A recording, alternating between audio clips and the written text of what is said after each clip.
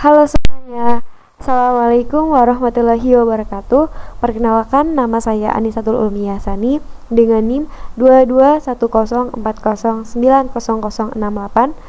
Jadi, dalam kesempatan kali ini kita akan membahas tentang jenis-jenis data digitalisasi informasi pendidikan. Nah, dengan adanya tugas ini, saya akan mempresentasikan atau menjelaskan kira-kira jenis-jenis datanya itu seperti apa sih. Oke, langsung saja simak video kali ini. Yang pertama ada jenis data jenis data akademik siswa. Oke, jadi di sini jenisnya apa saja sih? Kita ambil contohnya. Yang pertama, nilai siswa. Nah, kira-kira data nilai siswa seperti apa? Bisa dilihat teman-teman. Di sini merupakan daftar nilai kelas 3B ekstrakurikuler keterampilan komputer tahun pelajaran 2013-2014. Nah, jadi di sini jelas ya. Di sini merupakan data nilai siswa yang ada di sekolahan, di suatu sekolahan. Nah, ada nama siswanya, ada nilai tugasnya, nilai ulangannya, seperti itu ya. Nah, biasanya data ini dikerjakan oleh seorang guru. Oke, lanjut. Yang kedua, masih dalam data akademik siswa, yaitu ada data absensi siswa. Nah, data absensi siswa sini kita ambil contoh, yaitu seperti ini ya. Biasanya dalam satu bulan ada berapa hari, ditulis tanggalnya dan keterangannya dan jumlah kehadirannya. Seperti biasa. Selanjutnya, masih dalam data akademik siswa ada data catatan perilaku siswa. Nah, di sini data catatan perilaku siswa itu macam-macam ya jenisnya. Bisa dalam pembelajaran sehari-hari ataupun dalam penilaian di rapot. Nah, kali ini aku akan bahas tentang penilaian diri sikap spiritual belajar dari rumah di masa pandemi COVID-19. Nah, di sini ditulis ya, ada nama, kelas absennya. Nah, sikapnya bagaimana, pernyataannya bagaimana, kira-kira dari pernyataan tersebut siswa itu sesuai atau tidak. Nah, biasanya itu masih dikerjakan oleh seorang guru. Oke. Nah, selanjutnya ada data keuangan sekolah. Nah, dari data keuangan sekolah ini salah satunya ada data pemasukan sekolah yang mana biasanya data pemasukan ini telah dicantum oleh seorang bendahara sekolah ya. Yang pertama ada SPP-nya, dana BOS, sumbangan orang tua, hasil kegiatan sekolah, dan lain-lain sebagainya. Nah, di sini kita harus benar-benar jelas dalam menghitung jumlah dari keuangan sekolah tersebut. Nah, yang kedua itu ada data pengeluaran. Semua data pengeluaran itu harus ditulis sesuai dengan apa adanya. Jadi di sini secara ringkas aja ada gaji guru dan staf, pembelian alat tulisnya, biaya operasionalnya, perawatan gedung, dan kegiatan siswanya. Nah, di sini juga bisa kita lihat yang ketiga ada data anggaran sekolah. Nah, ini juga termasuk data keduanya antara pemasukan dan pengeluaran. Jadi di sini adalah ringkasan atau pengurangan dari total pendapatan dikurangi dengan total pengeluaran. Oke. Next. Selanjutnya ada data kehadiran dan jadwal karyawan. Yang pertama ini ada data staf pengajar atau guru.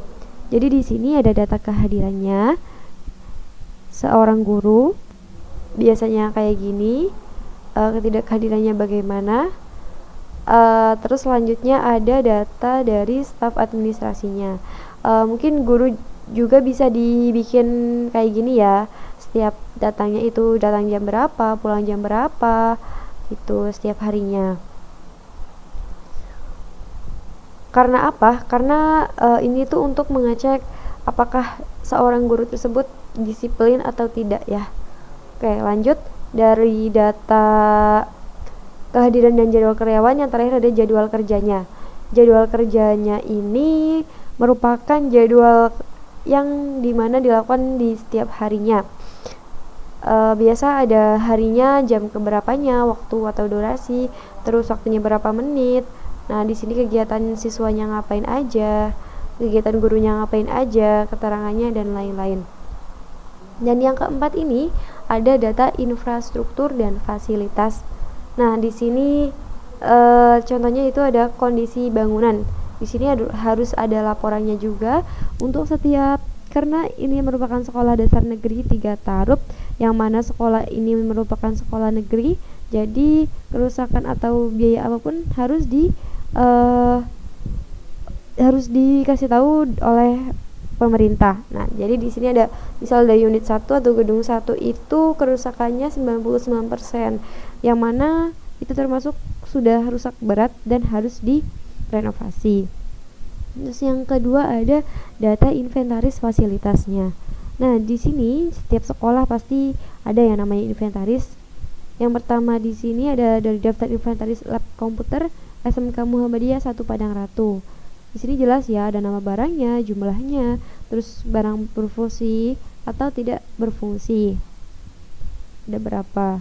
Oke, yang kelima ada data kesehatan siswa. Data kesehatan siswa ini meliputi yang pertama riwayat kesehatannya. Riwayat kesehatannya bisa ditulis kolom pertamanya dan nama siswanya.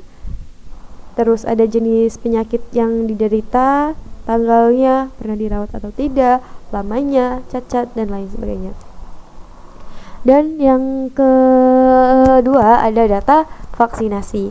Vaksinasi ini karena pada tahun 2020 kemarin kita terkena wabah COVID-19, jadi setiap sekolah diharuskan melakukan vaksinasi.